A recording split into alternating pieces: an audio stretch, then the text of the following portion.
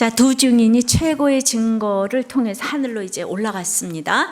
예, 증인들의 사역을 통해서 이제 구원받아야 될 자들이 구원받고 나니까 하나님은 더 이상 지체하지 아니하고 그 세상의 마지막 7번째 재앙을 이제 쏟아 부으셔야 되는데, 또 하나님의 만극하신 사랑으로 하나님 나라를 그 전에 오늘 또 보여주시고자 하는 거예요.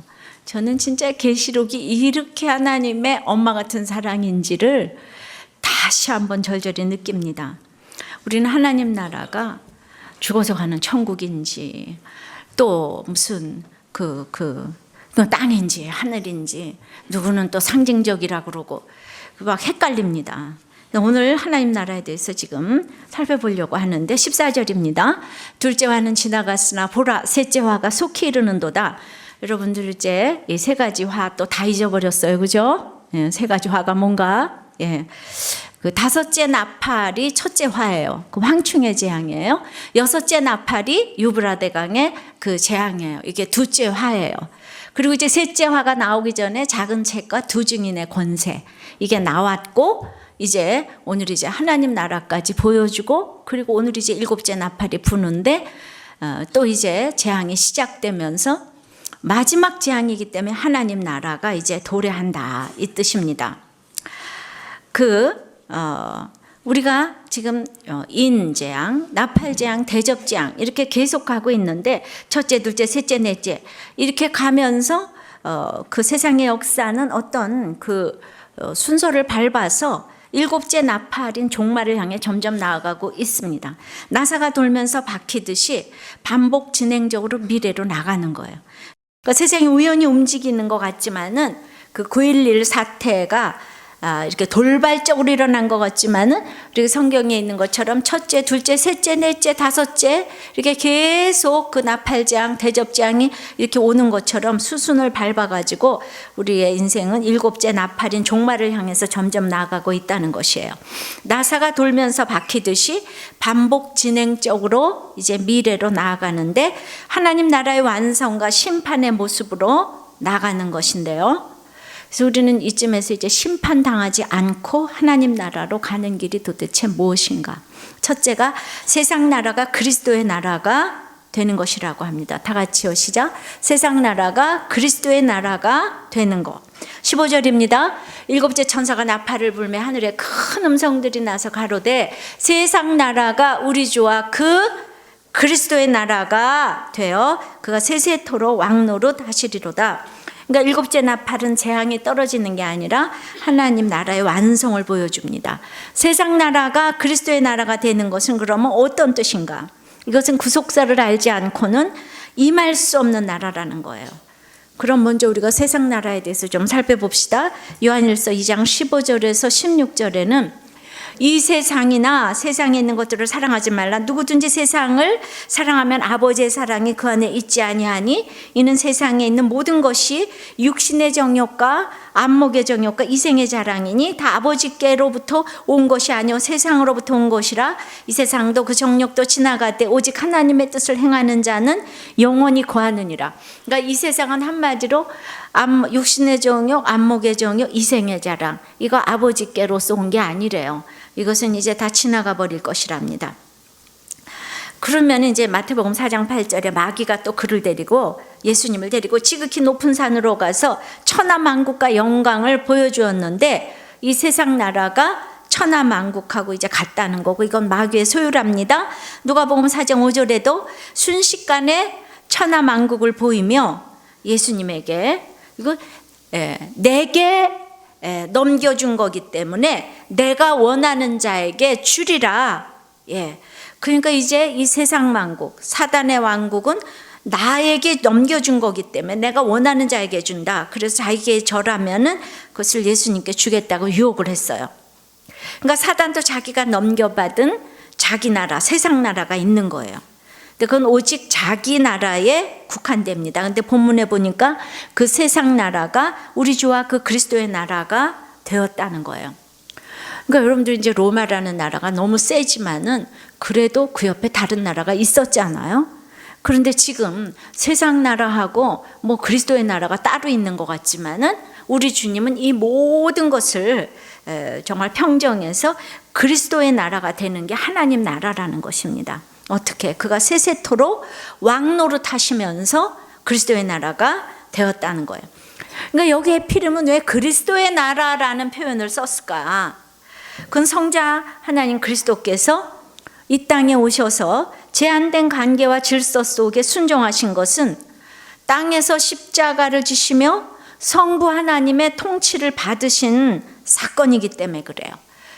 그러니까 성부 하나님의 명령을 받고 그 하나님의 경륜을 이 땅에 오셨는데 그리스도가 왕노릇 하시는 것은 그가 우리를 위해 십자가에 죽어주셨기 때문에 성부 하나님의 뜻에 죽어져서 순종을 했어요. 그럼 우리도 그분의 다스림에 순종을 해야지 되고 그것이 주님처럼 죽어져서 순종하는 것입니다. 그것이 하늘에서는 영광이고 땅에서는 기뻐하심을 입은 사람 중에 평화라는 것인데, 그래서 이제 그리스도가 왕노릇하는 사람들은 다 하나님께 영광을 돌리는 사람들이에요. 이렇게 그리스도가 내게서 왕노릇을 하게 되면 어떤 일이 생기는가 하면 정말 이 땅도 아니고 하늘도 아니고 이 세상의 모든 것들을 다 허물어뜨리고 새로 지어지는 새하늘과 새 땅, 이걸 하나님 나라라고 본다면 그게 도대체 무엇을 의미하는가? 이사야 35장 5절에서부터 10절 빨리 읽습니다. 그때 소경의 눈이 밝을 것이며 기머거리의 귀가 열릴 것이며 그때 저는 자는 사슴같이 뛸 것이며 벙어리의 혀는 노래하리니 이는 광야에서 물이 솟겠고 사막에서 시내가 흐를 것임이라. 뜨거운 사막이 변하여 못이 될 것이며 메마른 땅이 변하여 원천이 될 것이며 시랑에 눕던 곳에 풀과 갈대와 부들이 날 것이며 거기 대로가 있어 그 길을 거룩한 길이라 일컫는 바 되리니 깨끗이 못한 자는 지나지 못하겠고 오직 구속함을 입은 자들을 위하여, 뭐라고요? 구속함을 입은 자들을 위해 있게 된 것이라. 우매한 행위는 그 길을 범치 못할 것이며 거기는 사자가 없고 사나운 짐승이 그리로 올라가지 아니하므로 그것을 만나지 못하겠고 오직 구속함을 얻은 자만 그리로 행할 것이며 여호와의 속량함을 얻은 자들이 돌아오되 노래하며 시온에 이르러 그 머리 위에 영영한 희락을 띠고 기쁨과 즐거움을 얻으리니 슬픔과 탄식이 달아나리로다. 그러니까 오늘 이제 오직 구속함을 입은 자가 들어갈 나라라는 거예요. 그러니까 땅도 아니고 하늘도 아니고 구속함을 입은 자들이 들어가는 것이 하나님 나라인 것입니다. 환경이 달라지는 게 하나도 없는데 이 땅에서부터 우리는 구속을 받으면 천국을 연습하고 훈련해가지고 진짜 이제 가게 되는데, 오늘 이제 말씀에 황무지가 장미꽃같이 피는 것을 보는 거예요. 구원의 노래를 부르는 거예요. 마른 땅에 샘물이 터진다는 거예요. 근데 어떻게 해? 나한테 어떻게 이런 일이 생길 수가 있어? 하나님 나를 사랑하지 않는구나 하는 것은 그리스도의 나라가 임하지 않은 것입니다. 지금 주신 가난과 외로움과 질병도 다 그리스도가 왕노릇하는 것인데, 내가 병만 나면 하나님께 영광을 돌릴 것인데, 내가 돈만 벌면 하나님을 높일 텐데 하는 것은 그리스도가 왕노릇하지 않는 거예요. 예수님은 장차 먼 미래에 왕노릇하는 것이 아니라 지금 현재에도 왕노릇을 하고 계신 거예요. 그러니까 세상 나라의 가치관으로는 알 수 없는 일이, 요즘에 이제 누가복음을 보면서 정말 생각을 좀 해봤어요. 수요일 날 내가 귀신 들린 그 사람 둘을 예를 들었는데 그게 무슨 말인지 모르겠대요. 그래서 어떻게 모를 수가 있어요? 너무 중요해서 한번 다시 지금 얘기를 하려고 하는 거예요. 아버님, 꼬부라진 귀신하고 나하고 무슨 상관이냐고 이러더라고요. 그래서 무슨 상관이 되는지 오늘도 한번 더 얘기했는데 모르면 병원에 가보시기를 바래. 누가복음 11장에는 귀신이 나갔다가 이제 쉴 곳을 찾으려고 댕기다가 얻지 못해서 도로 돌아왔더니 그 집이 소재되고 수리가 되어가지고는 도리어 악한 귀신 7이 글쎄 들어왔다는 얘기가 나오는 거예요. 근데 거기 수리했다는 말에 데코레이티드라고 장식이 됐다는 이런 의미가 있는데, 귀신이 나가서 기뻐했는데 거기서부터 이제 말씀으로 잘 채워 넣어야지 되겠는데, 그 말씀으로 채워 넣는다는 것은 예수 믿자마자 나를 십자가에 쳐서 복종시키고 날마다 자기 부인이 일어나고 어떻게 하면 이 땅에서 세상과 벗하지 않을까, 이런 것들을 막 심각하게 기도하고 눈물로 흘리면서 그러고 말씀으로 채워 넣어야 되겠는데, 지금 그거하고 상관이 없이 그냥 그 한 귀신 나가서 예수 믿었어요. 예수 믿어서 너무 기뻐요. 그 다음서부터는 이제 보이기 위해서 장식적으로 예수를 믿으니까 장식적으로 주일 성수하고 장식적으로 새벽기도 나가고 11조하고, 이 장식으로 남들이 보이기에 너무 장식이 됐어. 그냥 저 사람만 보면 믿음이 너무 좋은 것 같아. 그래서 이제 열심히 믿은 것 같았는데 돌에 7 귀신이 들어왔어요. 그러니까 이제 진짜를 채워놓지 않으니까 열심히 믿었는데 귀신의 밥이 돼가지고 예수 믿는다 그러니까 사기 더 잘 당하고, 연애도 그냥 완전히 그냥 맨날 사기 당하고 분별이 안 되고, 그러다 보니까 내가 이렇게 열심히 믿었는데 왜 망해? 이렇게 시험이 들고 상처를 받아가지고 형편이 전보다 더 심하게 되었다고, 7배가 더 지금 심하게 되었다고. 그러니까 너무 칭찬받고 신앙생활 열심히 하던 사람 중에서 이렇게 7 귀신이 들어와가지고, 근데 남들이 보기에는 너무 장식적으로 데코레이션을 하는 신앙이 돼가지고 막 박수를 받던 사람인데 갑자기 어느 날 하나님이 계시다면 나한테 이럴 수가 있냐, 이런 믿음을 이제 돌변을 한 거예요. 거기에 비해서 누가복음 13장 10절에 보면 18년 동안 귀신 들려 꼬부라진 여인이 나오는데, 글쎄 이 여인을 주님이 고쳐주면서 이렇게 얘기를 하는 거예요. 저 아브라함의 딸을 내가 고쳐주는 것이 합당치 아니하냐? 이러시는 거예요. 그 말이 맞는 것이, 귀신 들린 그 딸을 18년 동안 꼬부라져 있으니까 누가 데려다 줘야 되잖아요. 그러니까 그냥 귀신이 들려서 꼬부라져 있으니까 그냥 가기도 싫어했을지 모르겠는데, 어쨌든 온 집안 식구가 귀신이 들려 있는 딸 하나 데리고 그냥 예배당에 데려다 주고 데려오고, 그러면서 18년 동안 안 나니까 얼마나 식구들을 간절하게 했을 것이며 예배를 사모하게 했을 것이며, 그런데도 그 딸이 귀신이 들려 있는 것처럼 보였지만은 이 말이 맞는 게, 인생의 목적이 행복이 아니고 거룩이기 때문에 18년 동안 한 집에서 한 식구가 속을 새김으로 말미암아 온 집안이 믿음의 가정이 되었다, 이런 얘기. 하나님 그 꼬여있는 딸을 보고 믿음의 딸이라 그러잖아. 그러니까 함부로 내 딸과 내 아들, 형제 자매, 목장 식구들을 귀신 들렸다고 평가절하면 안 된다는 거예요. 18년 동안은 귀신이 들어있었지만은 그렇게 믿음의 딸로 예배를 드리면서도 이렇게 귀신이 들릴 수 있다는 것을 지금 알아야 된다는 것입니다. 이게 그리스도의 가치관이 들어오지 않으면 어떻게 이렇게 해석할 수가 있겠어요? 그러니까 18년 동안 된 일이 없었기 때문에 이 집이 믿음의 집이 된 거예요. 그리고 회당장이 얼마나 무시했는지, 짐승은 그냥 밥을 먹여도 왜 저 딴 거를 안식일에 고쳐주냐고. 교회에서도 짐승만도 못하게 대접을 받은 거예요. 그러니까 여기는 올 때가 교회밖에 없어. 모든 사람한테 손가락질을 받으니까. 그 18년밖에 안 돼요. 18년 동안 무시를 받아도 내가 하나님 나라에 가면은 최고인 거예요. 최고. 그러니까 이게 구속함을 입지 않고는 논리가 없다고 할 얘기예요. 그래서 제 설교 보고 맨날 논리가 없다 그러죠. 세상의 논리로 이게 어떻게 해석이 되겠어요?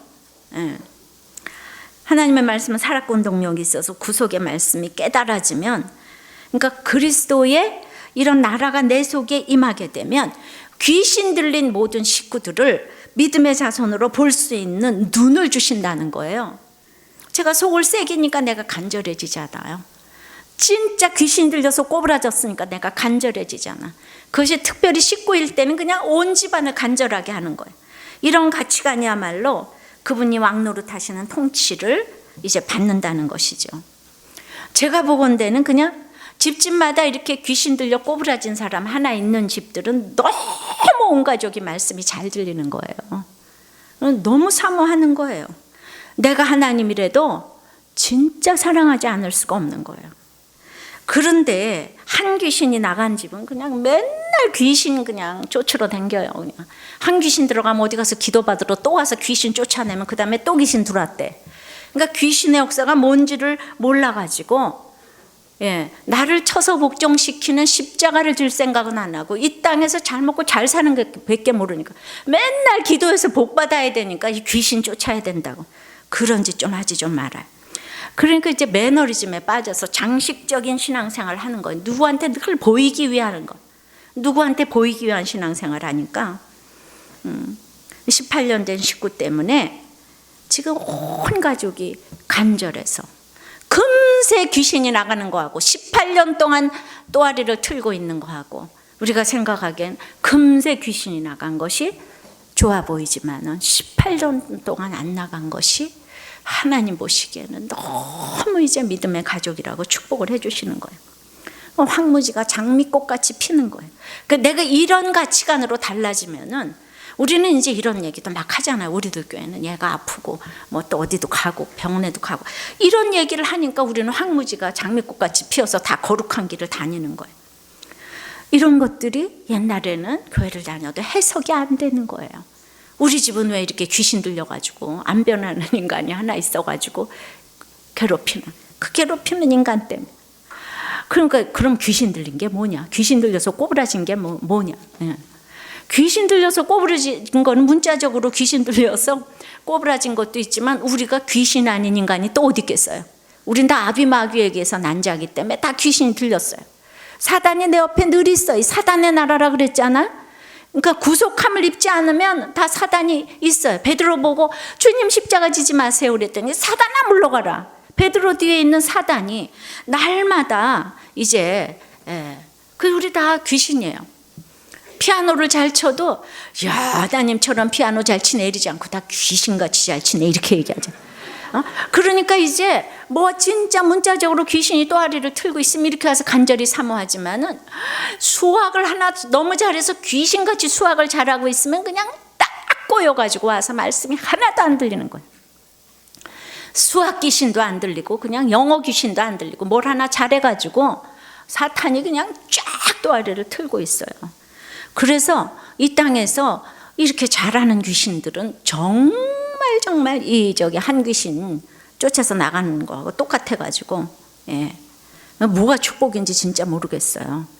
그래서 우리 박사들이 정말 예수 믿기가 어렵지 않아요. 박사 귀신들 하나를 그냥 너무나 우물을 팠기 때문에 그놈은 그냥 그거 하나 잘하기 때문에 귀신이 들어가가지고 정말 예수가 안 들어가. 구속함을 입은 자들만 이 새하늘과 새 땅을 보는데 구속함을 입을 수가 없어. 그냥 하나 너무나 잘해가지고. 자, 우리는 진짜 귀신 들린 사람이 내 옆에서 너무너무 꼬였어요. 박사들이 또 얼마나 꼬였는지 몰라. 잘났잖아. 비판과 분석의 대가들이잖아. 꼬였어요. 믿지 않는 사람들이 정말 잘하면 잘할수록 꼬였어요. 꼬였다고 그랬어. 귀신 들려서 18년을 꼬였다고.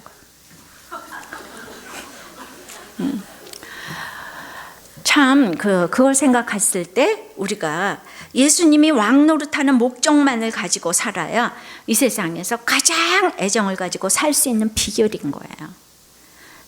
예수님이 내 속에 왕 노릇하니까 그냥 귀신이 들린 딸이 18년 옆에 있어도 우리는 기쁜 거예요. 거룩한 길 다니는 거예요. 황무지가 장미꽃같이 피는 거예요. 여러분이 당하는 그 고난의 삶을 통하여 여러분이 용서하고 인내하고 참고 하는 그런 고난의 삶을 보면서 지금 누군가가 하나님 앞으로 돌아오고 있다는 것입니다. 여러분들이 잘 먹고 잘 살아서 누가 돌아오겠어요? 이렇게 정말 인내할 수 없는 것을 인내하고 이런 것들을 보면서 고난의 삶을 통해 하나님의 뜻이 이루어지고 그 고난의 삶을 통해 하나님의 나라가 완성되어지도록 하나님 미리 정하셨어요. 지금도 이런 얘기가 안 들리는 거는 귀신이 지금 딱 또아리를 틀고 있기 때문이에요. 근데 진짜 문자적으로 귀신 당한 사람들은 겸손하게 남들이 보기에도 무시받을 수밖에 없는 환경의 사람들은 아브라함의 딸인데 한 귀신 물러가서 남들이 보기에 이렇게 깨끗해 보이고 장식적인 신앙을 가지고 있는 사람 후에는 알리라. 후에는 나중 형편이 더 심하게 된다고 그랬어요. 자, 두 번째는 하나님 나라, 두 번째는 감사하옵나이다의 나라인 거예요. 16절 17절입니다. 시작. 하나님 앞에 자기 보좌에 앉은 24장로들이 엎드려 얼굴을 대고 하나님께 경배하여 가로되 감사하옵나니 옛적에도 계셨고 시방도 계신 주 하나님 곧 전능하시니여 친히 큰 권능을 잡으시고 왕노릇 하시도다. 이제 이 구원받은 성도의 대표가 24 장로잖아요. 신구약에. 그러니까 이 24 장로가 그냥 이제 얼굴을 대고 하나님께 경배했어요.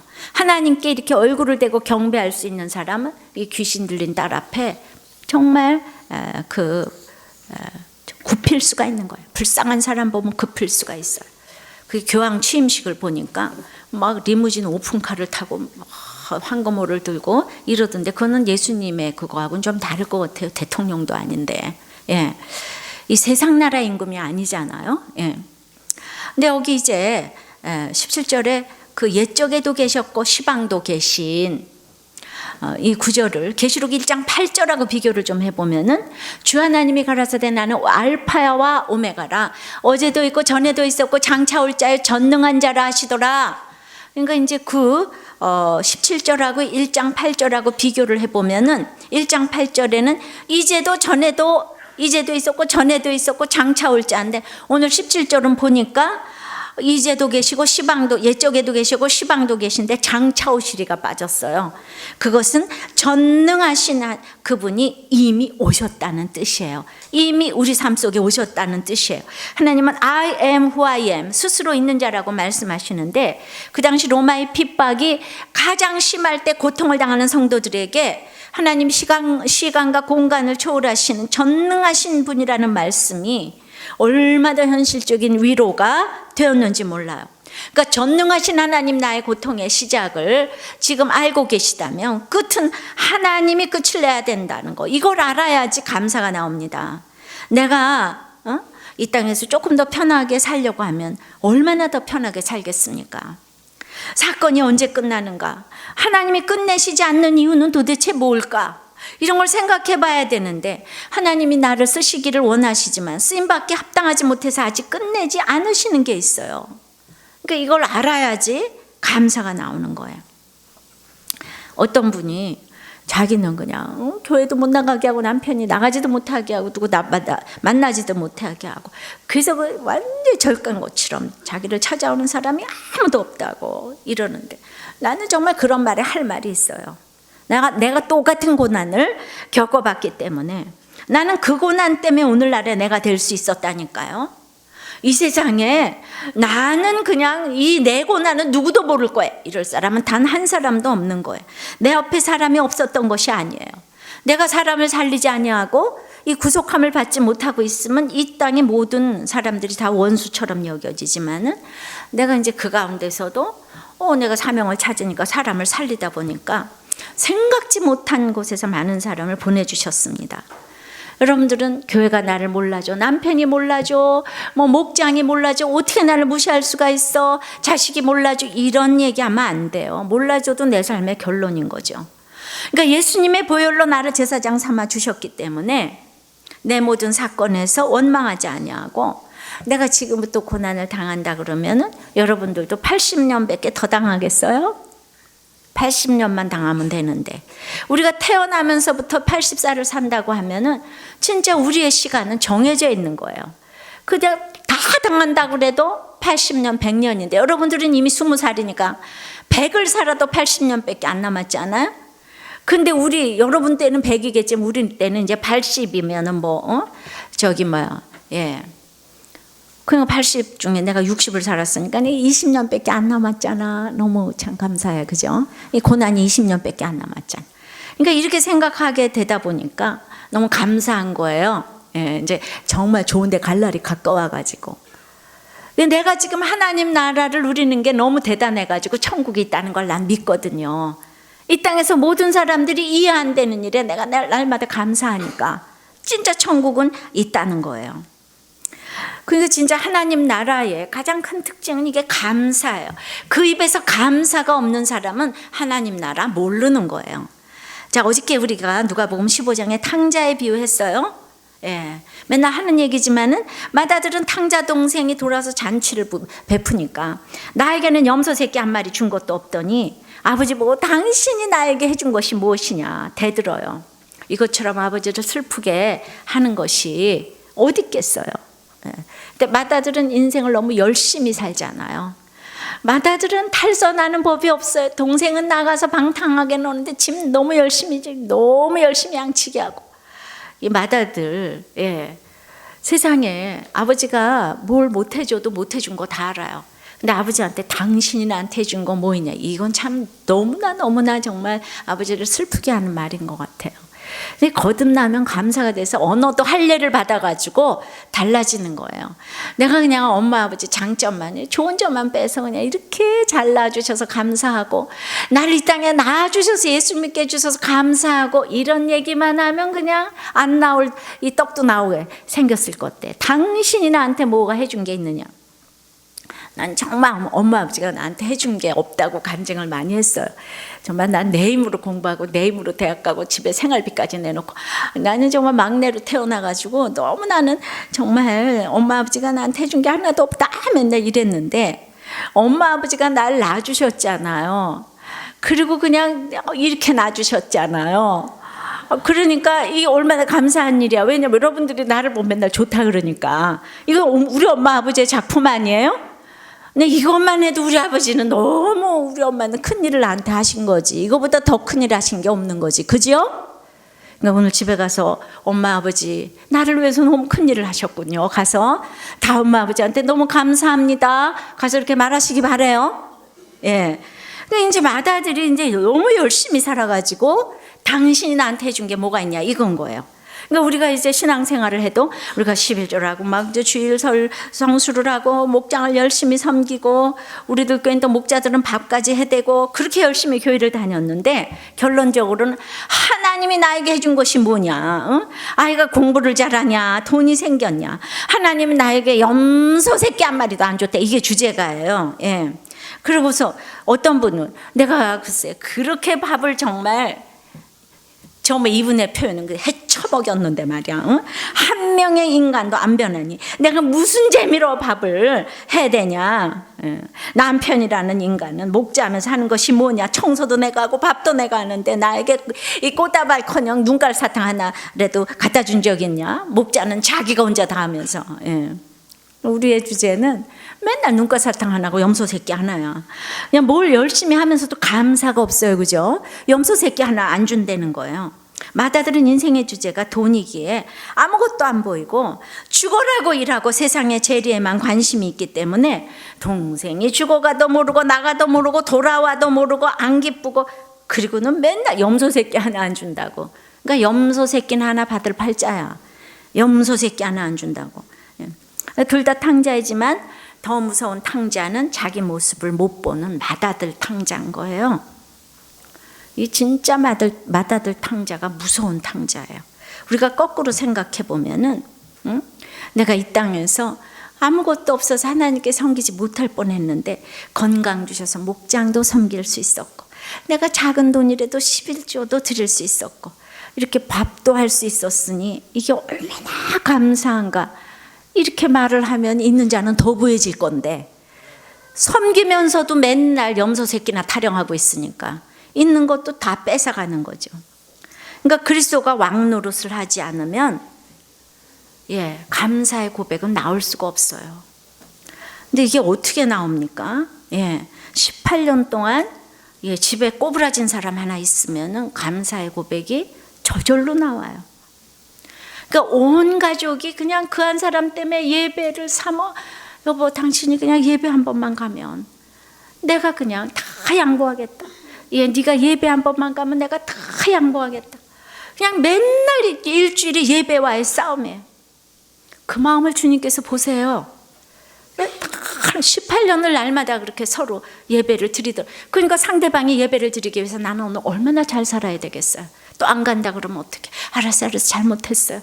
아유 반찬이 짜요? 내가 얼른 또 새로 해다 드릴게. 네, 교회는 갑시다. 이렇게 돼요. 그 다음에는 여보 내가 잘못했으니까 1:1 양육을 받아요. 이렇게 18년을 살았으니까 온 집안 식구가 진짜 속삭이는 사람 하나 있으면 온 가족이 겸손해요.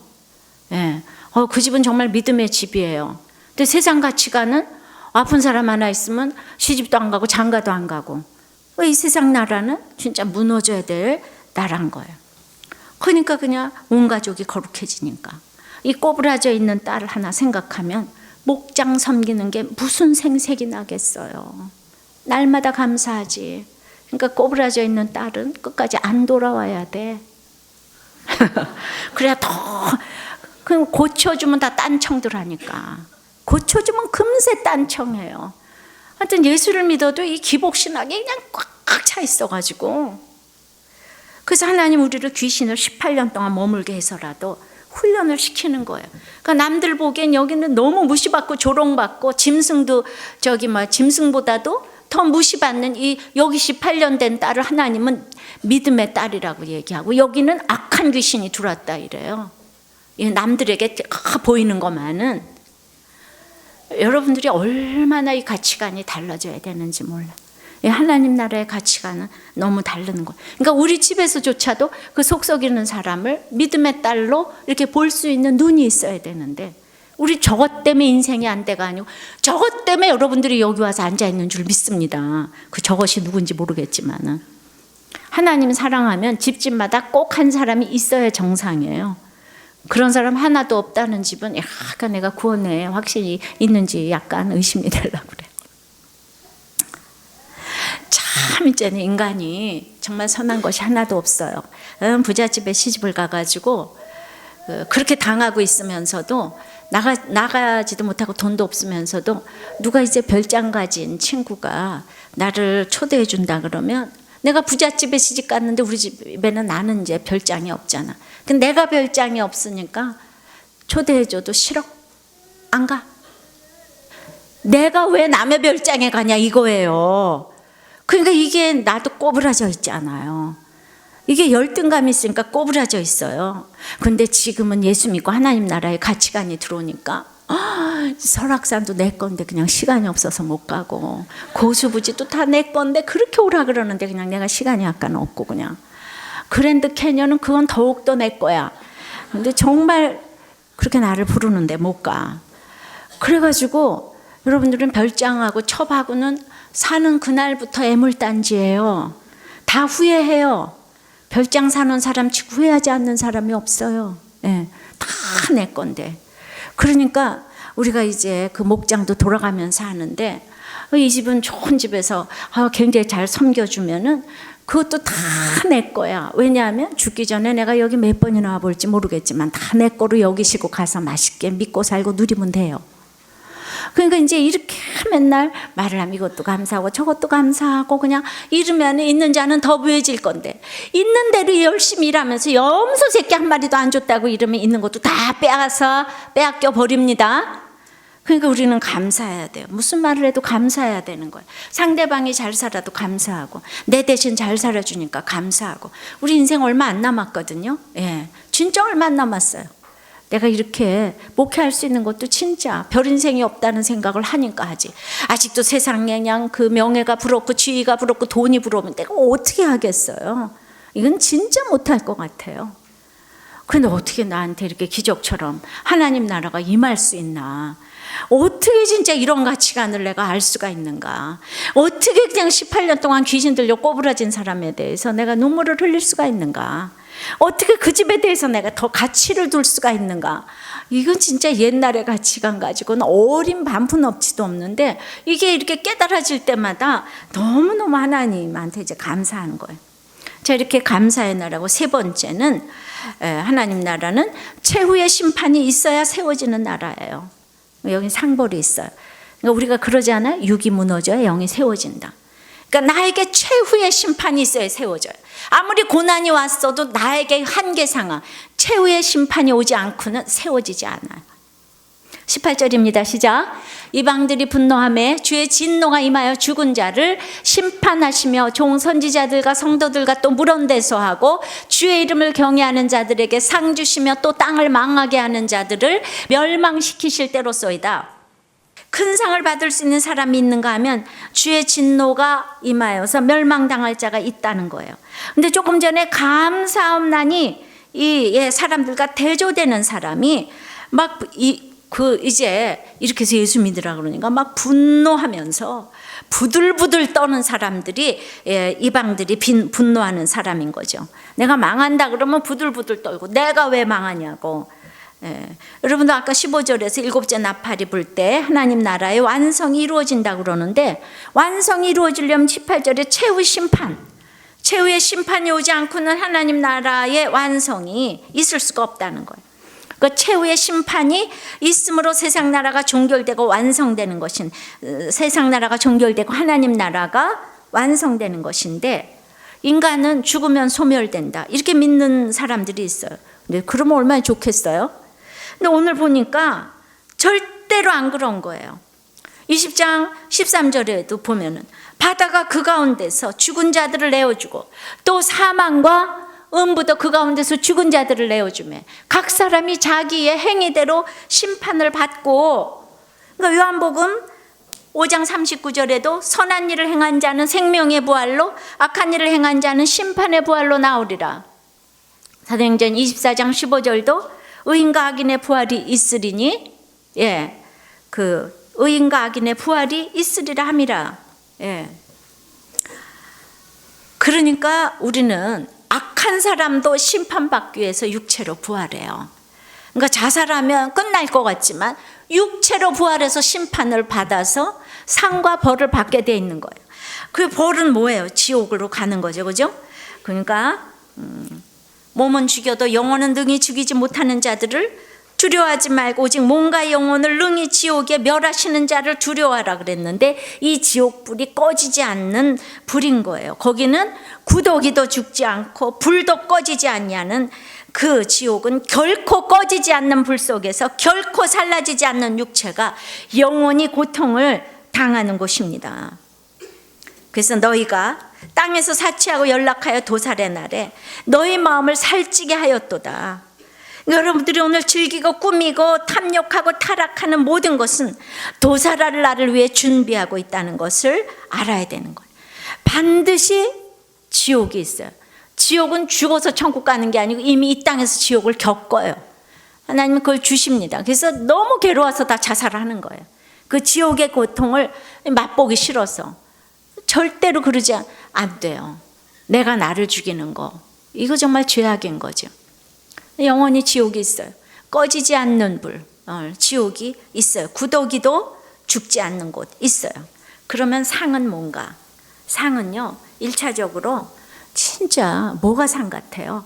제가 어떤 옛날에 교회 보니까 우리 교회는 집신 신고 들어와서 구두 신고 나가는 교회, 우리 교회는 지하실에서 3층 짐 찍고 나가는 교회, 이게 슬로건으로 양쪽에 걸려 있습니다. 그런데 하나님이 주시는 상은 그런 상이 아니고, 그는 하나님이 주시는 구원을 뜻하는 거예요. 그래서 우리가 계시록 2장에서 7교회에 대해서 계속 들었잖아요. 이기는 자는 둘째 사망해를 받지 않고, 이기는 그에게는 생명나무의 가시를 주어 먹게 하고, 이기는 그에게는 감추었던 만나를 주고 또 흰돌을 줄 것이고, 이기는 자는 만국을 다스리는 권세를 주고, 이기는 자는 내 하나님 성전의 기둥이 되게 하고, 이기는 그에게는 내 보좌에 함께 앉게 하여 주겠다. 제가 이렇게 읽은 이유는 뭔가 하면, 우리가 그렇게 간절히 소호달은 잘 살고 잘 먹고 하는 이런 상급이 여기 없더라고요. 그런 상급이 없어요. 그러니까 내가 하나님 나라에 속한 게 이 땅에 모든 가지는 그런 거하고 비교도 안 되는 거를 저는 이제 경험을 했기 때문에 이렇게 날마다 얘기를 하는데, 그런 거 없다는 거죠. 성경이 주시는 상급과 우리가 바라는 상급하고는 너무 다른 거예요. 우리가 성경을 제대로 모르면 인생을 헛수고하고 살게 돼 있다는 것입니다. 그래서 히브리서 11장 6절 말씀처럼 믿음이 없이는 기쁘시게 못하나니 하나님께 나아가는 자는 반드시 그가 계신 것과 또한 그가 자기를 찾는 자들에게 상 주시는 이심을 믿어야 할지니라. 이게 바로 구원의 상, 하나님 성전의 기둥의 상, 생명의 면류관의 상, 이 모두 구원의 상이에요. 사람들을 다스리는 이 통치의 상, 이 모두 구원의 상인 거예요. 근데 이제 우리가 여러분 쭉 읽어서 알겠지만은 요한계시록은요, 사도 요한이 직통 계시 받아가지고 지금 이상한 걸 예언해 놓은 게 아니라 지금 이 15절서부터 18절까지가 시편 2편을 그대로 주석해 놓은 이 구절인 거예요. 그래가지고 시편 2편 1절이 어찌하여 열방이 분노하며, 그러면 여기 18절이야, 이방이 분노하며, 또 그때 분을 바라며 진노하사, 그러면 여기 18절에 주의 진노가 임하고, 내가 철창으로 깨트리며, 그러니까 18절에 땅을 망하게 하는 자들을 멸망시키실 때로소이다. 그 성경만 읽고 나가면은 모든 게 하나님 나라에 임한다는 거예요. 성경 읽고 있으면 난 진짜 이 성경 알아서 하나님이 나를 쓰시는 것에 대해서 진짜 너무 올소에다가 나오는 거예요. 내가 잘난 게 뭐가 있어요. 내가 은혜 받으려고 읽지도 않고 죽지 않고 살으려고 성경을 읽어가지고 죽지 않고 살으려고. 내가 다음에 한번 인용을 하겠지만 내가 똑같은 얘기를 하는 그 컬럼비아 석사에 그 아주 너무 고생을 한 그런 이제 그 분이 계신데, 사회복지사로. 그분이 그냥 우리들 교회 설교를 들으셨는지 그분도 내가 정말 정말 죽지 않고 살라고 공부했다 그러고, 내 고난을 그냥 이 반짝반짝 닦아서 다이아몬드로 내놨다 그러고. 비슷하지 않니? 예. 그래서 진짜 이런 기가 막힌 또 분이 계시더라고요. 이 말씀을 알면은, 그 말씀을 알고 간증하는 거는 확실히 좀 다르다는 생각이 들었어요. 메시아이신 왕에게 거부하는 자들에게 내려질 진노와 심판이 여기 오늘 이제 주제인 거예요. 최후의 심판과 주님의 분노를 이제 이렇게 나타냈는데, 그 네 번째는, 하나님 나라 네 번째는 언약궤가 보이는 나라예요. 그러니까 약속의 말씀대로 이루어지는 나라. 19절입니다. 시작. 이에 하늘에 있는 하나님의 성전이 열리니 성전 안에 하나님의 언약궤가 보이며 또 번개와 음성과 뇌성과 지진과 큰 우박이 있더라. 그러니까 이제 언약궤, 곧 하나님 나라의 약속이 들어있는 궤를 보여서 확인시키는 것인데, 내가 이제 최후의 심판이 다 이루어졌었는지 하나님밖에 믿을 분이 없습니다, 하나님께 천부 주옵소서, 손 들고 나갑니다 그러면, 그러냐, 너 이 하나님 내 나라에 들어왔니? 내가 너를 위해서 써줄 무기가 많단다. 번개와 음성과 내성과 지정과 큰 우박을 통해서 너를 괴롭히는 사람들을 내가 꽝 무너지게 해주겠다. 할렐루야. 하나님은 나를 위해서 써줄 무기가 하늘나라에 그냥 그득그득 쌓였어요. 하나님, 여러분들은 하나님은 내 기도를 듣지 않으시는가 봐. 다 듣고 계십니다. 그래가지고 이제 이 말씀의 언약의 성취는 큰 능력의 말씀으로 번개와 내성의 역할로 나타나지만은, 악인에는 문자 그대로 내성과 번개의 심판으로 나타나는 거예요. 이제 그 남편의 갑작스러운 죽음이 얼마나 모든 사람에게 내성의 사건이었겠어요. 그러나 나에게는 언약의 사건으로, 능력으로 나타난 바 된 사건이에요. 정말 하나님의 성전이 열리고 언약궤가 보인 사건이에요. 우리 남편이 스스로 헤아리고 돌이켜 떠났으니 정령 살고 죽지 아니하리라. 하나님이 다 약속의 말씀을 이렇게 나에게 주셨어요. 그런데 내가 그때 같이 예수 믿는 사람한테 이렇게 간증을 하니까, 이 초신자 할머니는 나에게 새대기가 그렇게 착한 줄 알았는데 무슨 죄를 지셨노? 우리 남편이 같다고. 또 어떤 분은 내가 이렇게 믿음이 좋은 줄 알았는데 집사님 남편 데려가면 난 이제 교회를 안 나가야 되겠다고. 이런 분도 계시고, 또 어떤 나보다 선배 이 집사님 한 분은 말은 바로 하자. 그게 뭐가 축복이냐? 이렇게 나한테 얘기하시고, 아마 이 세상의 가치관으로는 지금까지도 이해가 안 되고 있을 것이라고 생각이 돼요. 그러니까 우리들 교회 이 큐티인에 나오는 정말 이 간증들이 너무 귀해요. 언약궤가 보이는 나라. 이분은 40살의 돌싱남인데 이혼 후 이제 우리들 교회를 왔는데 맨날 이혼하지 말라고 그러고, 좀 위로 좀 받으려고 왔는데 이혼하지 말라고 그러더니 더 열받은 것은 내 죄를 보라고. 자기는 바람난 아내가 이혼하자 그래서 이혼하고 왔는데, 아니 난 피해자인데 내 죄를 보라니, 이게 말이 되는가? 그러면서 하여튼 어쨌든 다니기 시작하니까 인생의 목적은 행복이 아니고 거룩이다, 별 인생이 없다, 하나님보다 위에 있는 건 다 우상이다. 저는 이제 나무에다가 정말 그 기도하고 들에다 절하는 것만 우상이라고 생각을 했는데, 나는 막 그 텔레비 속에 막 영화 속에 나오는 영원한 사랑이 실제적으로 있다고 생각하고 내 노력으로 해낼 수 있다는 생각을 해서 가장 사랑하는 남자라 쿨하게 보이려고 최선을 다했는데 그 부인이 바람피고 나가버린 거예요. 그러니까 자기가 와서 깨달을 거는, 내가 하나님 옆에 부인을 더 하나님보다 사랑했기 때문에 그 우상이 떠나버리는 이 있어야 될 사건을 나에게 주셨다는 것을 깨달았다는 거예요. 자기가 그러지 않으면 도저히 하나님을 만날 수가 없기 때문에.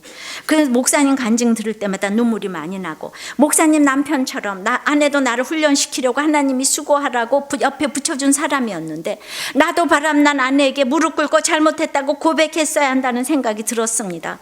저는 결국 저의 죄는 아내에게 너무 치우쳐 살면서 나 자신을 세상에서 제일 좋은 남편으로 포장하려는 제 욕심이었습니다. 이렇게 깨달았어요. 이게 말씀이 들리는 거잖아요. 또 한 분은 2년 전 위암 수술을 받고 계속 이제 백혈구 수치가 내려가는데 면역력이 떨어지다 보니까 점점 약해지고 죽을 것 같고 감기도 낫지 아니하고, 그래 이제 3년 전 위암 판정을 받았을 때 그야말로 이 땅에서 사명이 있으니까 데려가지 않으실 거라고 목자님이 얘기해 주셨는데, 그 사명이 뭔지 몰랐대요. 근데 요새 죽을 것 같으니까 처음으로 나처럼 육체적으로 정신적으로 힘든 분들에게 약재료가 되어 함께 나누고 같이 아파하는 일이야말로 나의 사명이라는 생각이 선명하게 들어가지고, 이제 이 사명 감당하는 것이 나의 꺼져가는 생명을 다시 살리는 길이라는 것 또한 깨달았다는 거예요. 그래서 오늘 예수님께서 십자가에 달려 죽으신 지 3일 만에 다시 살아나신 것은 기적이 아니라 이미 성경에 기록되어 있는 사실입니다. 예수님께서 이 땅에 오셔서 여러 차례 강조하셨던 말씀이 그대로 이루어졌을 뿐입니다. 우리는 부활의 의미를 거창하게 생각하기 쉽지만 기록된 말씀을 통해 나의 죄성을 깨닫고 회개의 눈물을 흘리는 것도 죽어있던 나의 영성이 다시 살아나는 놀라운 부활의 사건이라고 생각합니다. 그것을 통해 삶이 재해석되고 주변 사람들과의 관계가 회복된다면 그것은 더더욱 놀라운 부활의 대사건이라는 생각이 듭니다. 매일매일이 나의 죽어있던 영성의 부활절이라고 생각하며 살아간다면 이 땅에서의 삶의 질서 회복과 천국 소망은 항상 내 곁에 있다고 믿습니다. 아멘. 오늘 설교를 이분이 그냥 딱 정리를 해주셨어요. 그래서 큐티인 여러분들 아직 남았어요? 사가지고 정말 큐티하시고 전도하시기를 바랍니다. 말씀을 맺습니다. 하나님 나라는 세상 나라가 그리스도의 나라가 되는 거예요. 구속함을 받은 자의 나라예요. 구속사가 깨달아지는 나라예요. 감사하옵나이다의 나라예요. 최후의 심판이 있어야 세워지는 나라예요. 상벌이 반드시 있습니다. 언약궤가 보이는 나라입니다. 모든 것은 약속의 말씀으로 이루어진 나라입니다. 찬양하고 기도하겠습니다. 사랑하는 나의 아버지, 이름 높여드립니다.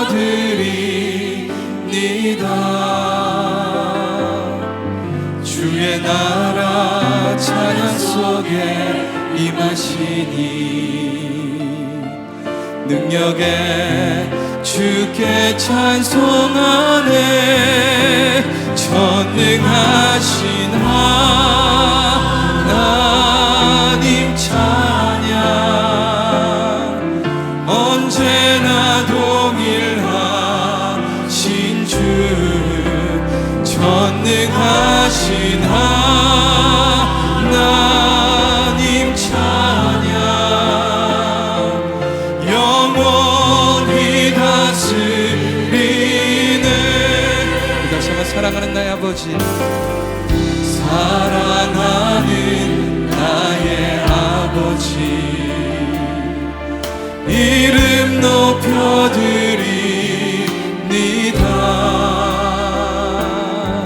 주의 나라 찬양 속에 임하시니 능력에 주께 찬송하네. 전능하신 하나님 찬양, 언제나 동일하신 주, 전능하신 하나님 찬양, 영원히 다스리네. 영원히 다스리네. 나 주의 이름 높이리, 나 주의 이름 높이리, 나 주의 이름 높이리.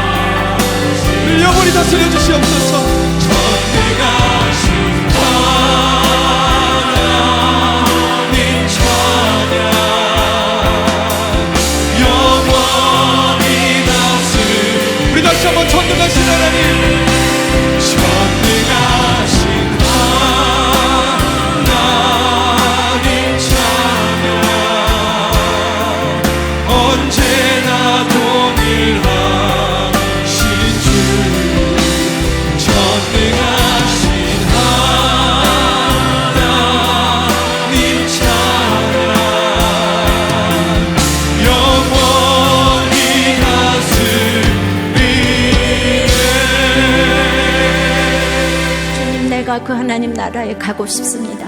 주님 나를 만나 주시옵소서. 아멘. 주님 나를 그 주님이 찾아와서 18년 된 귀신 들린 그 딸을 고쳐주듯이 주님 나를 고쳐주시옵소서. 나에게 찾아와 주시고 아멘. 우리 가정에 찾아와 주시옵소서. 아멘. 우리 가정에 하나님 나라가 되기를 소원합니다. 다 같이 기도하겠습니다. 하나님 나라의 영광을 가르쳐 주시니 감사합니다. 하나님 나라에 우리가 이제 누리기 위하여서는 세상 나라의 가치관이 그리스도의 나라로 이제 바뀌어야 되겠는데, 주님이 속에 아직도 너무 세상 나라의 가치관이 꽉 차 있어서 구속함을 이 받은 자로서 기쁨과 이것을 누리지 못하는 걸 불쌍히 여겨 주시옵소서. 주님, 우리는 귀신이 한 번에 나가는 것이 너무 좋은 줄 알았는데 그렇게 나가고 나니 정말 데코레이션한 신앙으로, 그렇게 장식적인 신앙으로 내 자신을 전혀 복종시킴이 없이 그렇게 살다 보니까, 보이는 데서만 집착하며 살다 보니까 악한 귀신 7이 들어서 시험을 받고 상처를 받고 하는 일이 있다고 하십니다. 그러나 우리 집에 귀신 들려 꼬부라져서 18년 된 딸을 보고 우리 주님은 그 딸이 아브라함의 딸이라고, 내가 그 딸을 고쳐주는 것이 어찌 합당치 아니하냐고 하십니다. 맞습니다. 주님, 집집마다 있는 고쳐지지 않는 꼬부라진 딸 때문에 얼마나 모든 가족이 간절해졌고 예배를 사모하며 거룩한 길을 다니게 되었는지 모릅니다. 하나님은 너무나도 오르시고 18년이 너무 길다고 생각했지만은 주님, 우리의 평생에 생각하니 너무 짧은 시간이고, 그래서 우리 주님께서 정말 그 사모함을 보시고 그렇게 아브라함의 딸이라고 인정을 해주셨사오니 우리의 가치관이 바뀌게 도와주시옵소서. 아멘. 날마다 손가락질을 하고 쟤는 안 되고 어찌하여 정말 누군가 한 사람이 없으면 우리 가정이 행복할 것 같지만 그 한 사람 때문에 우리가 거룩해졌습니다. 그 한 사람이 우리 가정을 살렸습니다. 거룩한 가정으로 인도했습니다. 주님, 우리가 끝까지 아버지는 지금 안 변하고 있는 우리의 모든 식구들을 보며 믿음의 딸로 볼 수 있는 그리스도의 나라의 가치관을 허락하여 주시옵소서. 아멘. 그러므로 참으로 우리의 식구로 묶어준 것을 감사하며, 목장 식구로 묶어준 것을 감사하옵나이다.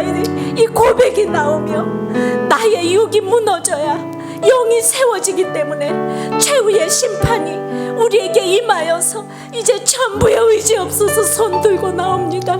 주님께서 아버지 하나님, 내가 그렇게 나오면은 아버지 말씀이 우리가 이제 뇌성병력으로 들리면 하나님은 나를 위해 써줄 번개와 내성과 아버지 우박과 지진이 너무나도 나를 위해 써주실 무기가 많다는 것을 믿음으로 받아들이게 도와주시옵시고, 이 하나님 나라를 믿고 살고 누릴 수 있도록 주님 역사하여 주시옵소서. 아멘. 그러나 오늘도 18년 동안 꼬부라져서 전혀 꼬부라져서 피지 못하는 우리의 자녀들, 우리의 부모들을 찾아가셔서 주님 만져주시옵소서.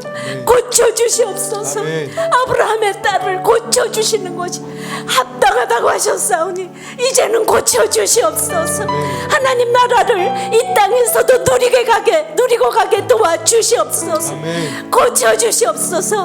그리고 우리가 참으로 이제 더욱더 건강하게 사명을 감당하는 하나님 나라의 식구로 자리매김할 수 있도록 역사하여 주시옵소서. 아멘. 주님 감사합니다. 주님 날마다 이렇게 깨닫게 해주시니 감사합니다. 이 깨달음이 우리 모든 여러분들에게 동일하게 역사될 수 있도록 찾아가 주시옵소서. 아멘. 만져 주시옵소서. 아멘. 은혜로 역사해 주시옵소서. 아멘. 예수님 이름으로 기도하옵나이다. 아멘.